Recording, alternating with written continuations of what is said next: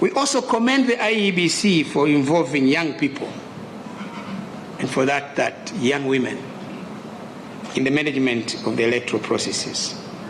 My deputy was very keen on seeing if the women are involved, and she was very happy to see many young ladies involved in the process. There was a time I asked her, but you are a mother, you also have girl child and boy child, but why are you not keen on seeing boys there?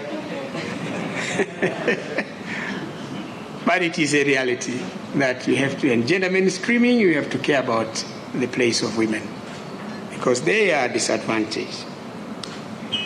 The mission commends the Iebc on the successful use of technology in voter registration, voter identification, and transmission of results.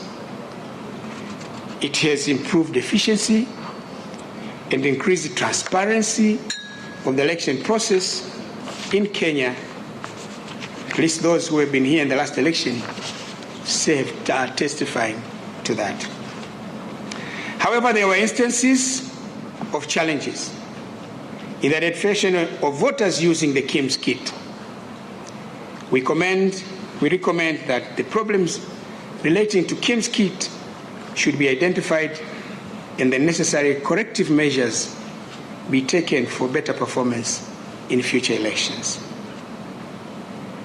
The mission was pleased to observe that agents of political parties and candidates were present at polling stations and were not encumbered in performing their duties. However, it was a bit concerning that it was only the two major political parties, political alliances, that were able to deploy agents. Also, it was intriguing to note the presence of many agents of independent candidates. You know, I think there was one polling station, I think the representatives of the mainstream parties were only two. 6 of them were, you which party? Independent. Which one? Independent. Which one? Independent. So I says, it appears there are many independent candidates. It's good for democracy. But there is a story behind it. And we are going to take up that matter in the main report of observation. It appears something happened in the primaries in the political parties. And those who were dissatisfied just decided to become independent candidates. In all polling stations observed, agents of political parties and independent candidates signed the results form, declaration form, and they were given copies. Overall, the mission was pleased to note that generally protocols and procedures for opening and closure of polling were observed. With regards to the layout of polling stations, it is the opinion of staff and community observers that party agents were placed too far from the polling official who is identifying the voters.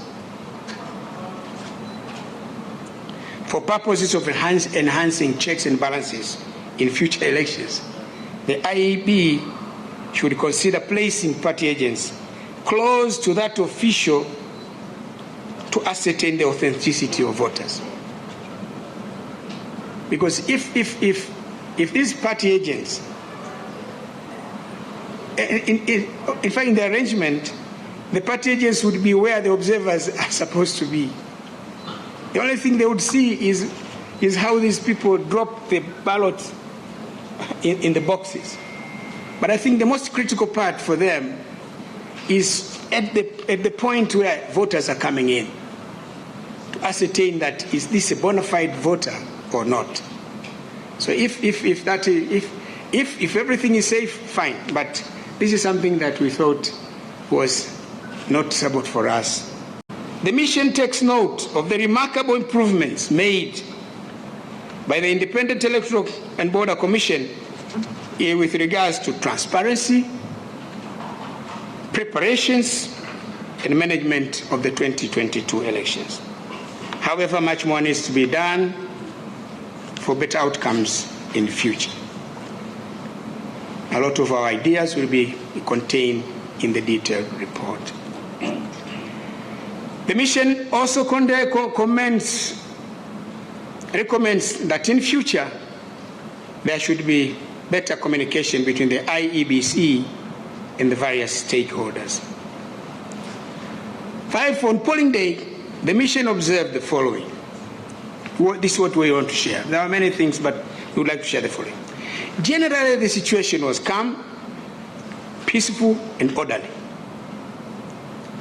Most polling stations opened on time, but there were a few which opened late for various reasons, including late setting up of the stations, late arrival of polling materials, or even late arrival of the polling officials. However, we were pleased to note that the time lost was compensated by the late closure of polls in the concerned polling stations. It is recommended by our mission that the IEBC should take corrective measures to ensure that these deficiencies do not recur in future. For example, we took time with my deputy to go around the polling stations up to 6 o'clock. There was nobody. I think in one of the stations we found 2 young ladies there pulling benches. So if the preparations are taken well ahead, then we'll be able to organize better. B, in the observed polling stations, security personnel were present as promised, and they were professional in their discharge of duties and responsibilities. They did not interfere with the electoral process, nor did they intimidate voters. The mission commends Kenya Police Service for a job very well done. Our humble appeal to them: please continue to do the good work everywhere, anywhere, and for every task you are assigned to do after the elections. The other observation on polling day is that polling officials displayed high levels of competence and professionalism. There may be some slippages here and there, but generally they displayed high levels of competence and professionalism. The mission recommends that the IEBC, commends the IEBC for the selection and training of poll officials.